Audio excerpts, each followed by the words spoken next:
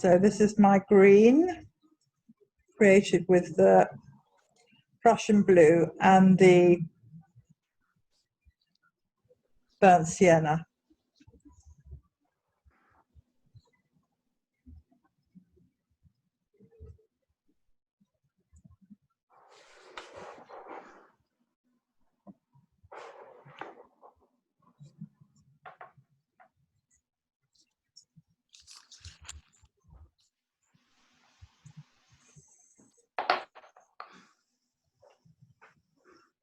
And I'm also going to paint a green square.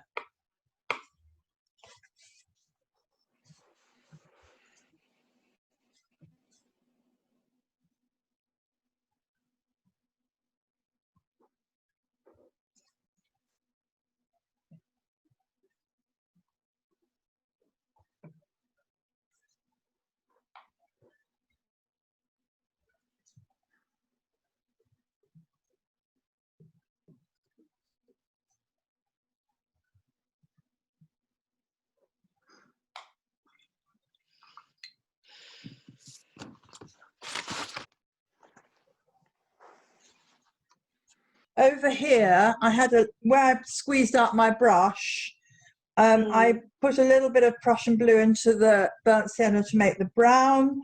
And over here, where I squeezed my Prussian blue out, I added some burnt sienna to the Prussian blue to make the green. Okay. So I've arrived at those two colours by using these two, is what I'm trying to say. Yeah. So now I'm going to, basically, I'm going to paint a blue circle over this burnt sienna one. So just make sure you've got the right colour on your brush, or wash your brush out if it's got something else in it. Go back into the Prussian blue. And then I'm literally just going to paint another circle, but overlap the burnt sienna.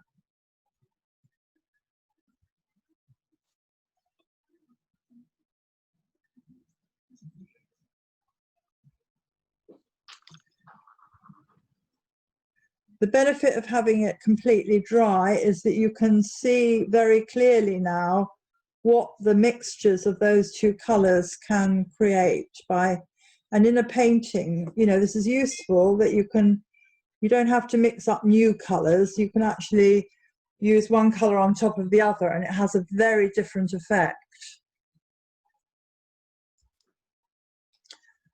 This is really the layering of tints, if you want to make a note of it, or the layering of colours. But they are tints, so this is, and they're transparent, and you can see very much the character of watercolour. You know, in this exercise, it's a beautiful example of how watercolour works.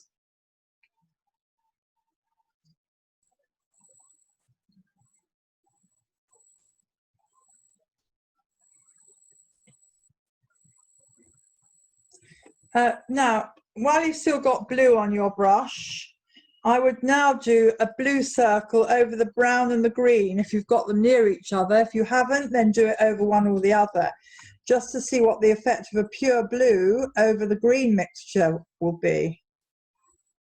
I can actually get it to go over both, but if you haven't got yours set up like that, do whatever you've got near you. Remember to paint quickly so that the edge doesn't dry before you fill in the middle.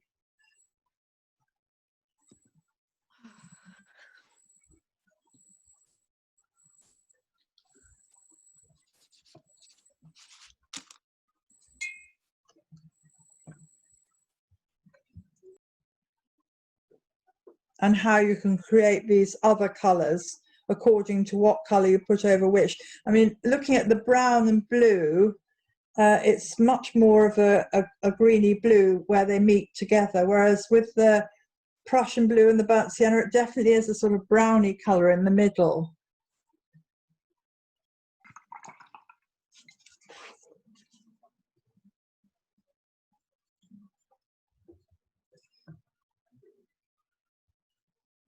And I'm now just going to do a rectangle.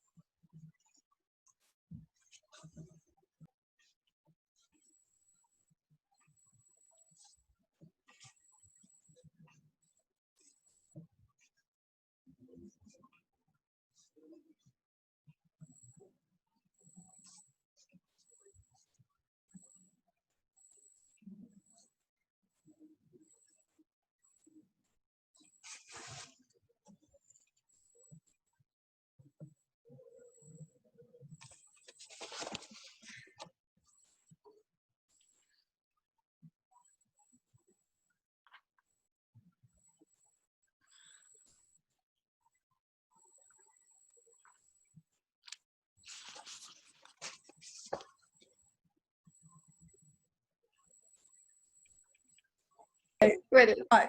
Can you see this little circle here? That's just do you remember how we did the inner sections of the colour wheel, where we went from a strong mixture of the colour and then we added water to get the sort of paler tints? I'd like you to do the same with a circle, but make it go over another circle as you do it. So if you just want to watch me, I'll just do that. So I'm going to use Prussian blue. I'm going to start off first of all with a strong mixture, the mixture that I've started off with initially. Right, I'm just going to draw the top of the circle and paint that in with pure Prussian blue.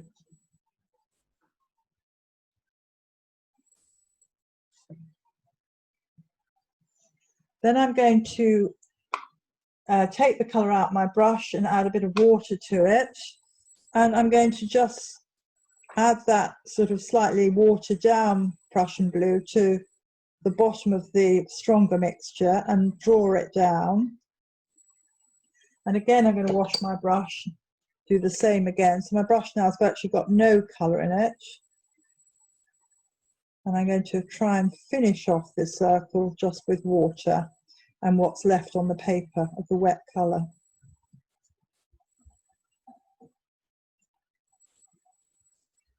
All right, have a go at doing that. When you've got a pool of colour at the bottom, just draw it up with the dry tip of your brush. So you don't want any pools on the wet colour. Okay.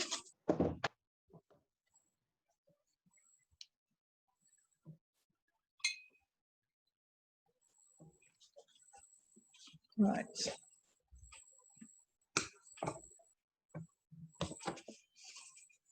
Now, it probably would be quite valuable, I would have thought, to try this with burnt sienna and ultramarine blue. So in the week, if you want to have a go doing the same sort of thing, but use, instead of using Prussian blue, use ultramarine. What I would say is that this grey that we've got here is a useful thing to know about. You know, if you want to make grey and you haven't got something called Payne's grey, which some of us have got, it's a nice easy way of doing it, so it's worth remembering. And similarly with the brown, that burnt sienna with a touch of Prussian blue in it will make a perfectly good brown. I also think the other thing that is interesting about this is that the layering of colour allows you to make darker tones, which you wouldn't be able to easily mix that straight off, or maybe you might be able to, but it's another way of developing and building up colour. And when you're doing glass, some of you, a couple of people sent me in, or one person sent me in some glass objects this week, and I just said, you've got to be